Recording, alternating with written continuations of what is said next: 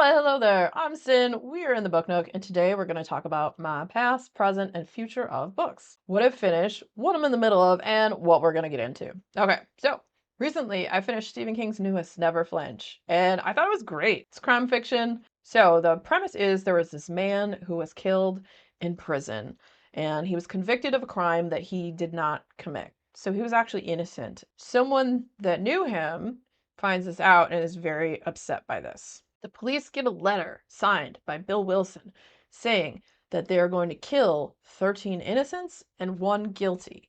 It's connected to this murder. And they're not sure if this person is going to actually act on this, but then people start to die. And so then they have to figure out what is going on, who's doing this, and why. This also features the beloved King character Holly Gibney makes a return in this one. And then there's another storyline to this as well. So there's two storylines that at the end kind of come together. And I really enjoyed it. I liked the characters, I liked the pacing. I didn't think the two different storylines were confusing at all because the characters in the one storyline were still connecting and talking to the other ones, and it was a fun crime fiction read. I'm a big King fan. I haven't really read one that I absolutely hated yet, so I'm sure it's out there. But for the most part, the ones I've read have been pretty good. All right, so what I'm in the middle of right now. So I think I'm about 70 pages into Philip Fracasse's Third Rule of Time Travel. So this is sci-fi. I've never read his sci-fi before. I've only read his horror, which I love. So far, it's pretty intriguing. Like, I was pulled into the story right away. It follows this woman, Beth. She created like a time machine. I'm not quite clear on how the time travel works yet. It seems like there's this machine, you kind of lay in it, and the body just, it stays there, but you travel back to a time and place in your own body where you can see out, and you can only go for like 90 seconds, and you can't really change anything, and there's a bunch stuff going on. And so you come to the story, her husband, who she'd been working with on the project, he had died. It's not quite clear how he died. I think it was maybe an accident or something connected to the whole time travel thing. So, like I said, not too far in. I'm really liking it. I love how Fracasse writes. I look forward to seeing where this goes. I've heard mixed things about this book, so I don't know. I'll let you know in the future. There will definitely be a standalone review coming for it, so keep an eye out for that. Also, if you didn't know, I do have a Patreon where I do a segment that I call Sound Bites, where I give you my first thoughts on some of these books that I'm reading. If you're ever interested in joining the Patreon, there's also a book club, and we have Discord as well. The link will be down below. And then the books I'm going to get into, let me tell you. This week we have a mishmash of them. So, okay, I like the outdoors. I like to go hiking. I like to garden. And I saw this cute little book at the library, and it was called Hiking Zen. Train Your Mind in Nature. And I was like, that seems like a Sin book that I would like. And that is by, it just says the Zen monks, Phap Za and Phap Lu.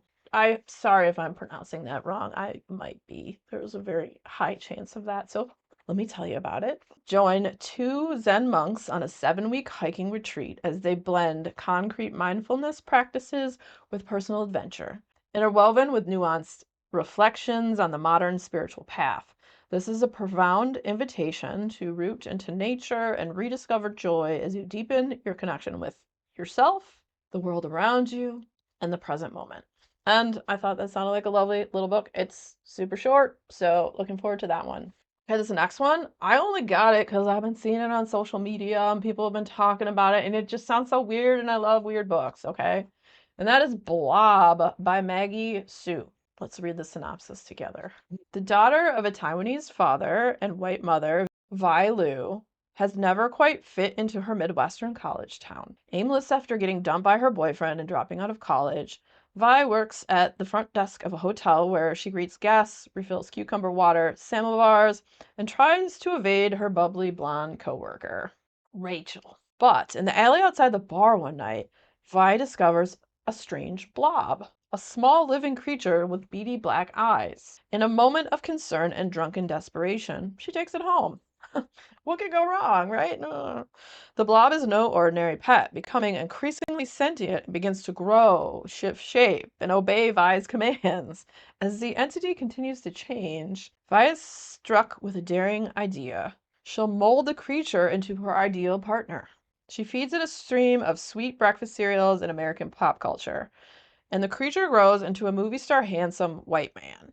But when Vi's desire to be loved unconditionally threatens to spiral out of control, she is forced to confront her lonely childhood, her aloof ex boyfriend, and the racial marginalization that has defined her relationships. A journey of self discovery that teaches her it's impossible to control those you love. And I thought it sounded super weird and interesting, so Blob. Okay, another one that I saw on the internet and then I saw it at the library and I was like, all right, yes. That is Old School Indian by Aaron John Curtis. I love the colors and the patterns. I like the patterns on this. Abe Jenkins is, oh lordy, I don't know how to say this.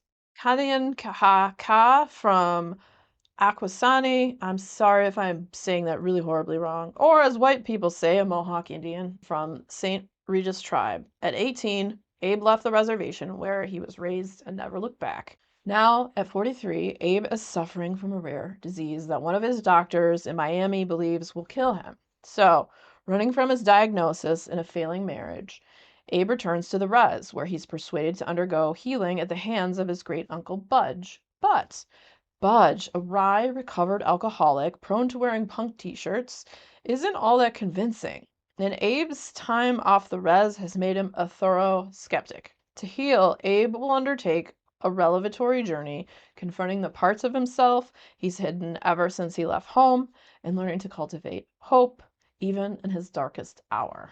Delivered with crackling wit, Old School Indian is a striking exploration of the power and secrets of family, the capacity for healing and catharsis, and the ripple effects of history and culture. And yeah, I thought this sounded pretty good, so I'm looking forward to this one as well. Now, what am I most excited for? Because that's definitely become a thing in my recent reads videos. We got to tell you what I'm most excited for. So, while I am super looking forward to reading Philip Fracasse's book, I am super excited for this guy, The Hiking Zen. I love stuff like this. I don't read it enough just because this is not something I'm going to do a standalone review for. I mean, it just doesn't really quite fit for the channel, but that's what I kind of like about recent reads is that I can fill in stuff and I can talk about it a little bit, but it's not going to take up a whole video. So this one, I'm excited for this. And then future recent reads, we'll talk about my thoughts on it. So we'll get a short blurb at least. What has been your favorite book you've read recently? Let me know down in the comments because I am always curious what you guys are reading. Because how do you think I find my books? So many different ways, but that's definitely one of them.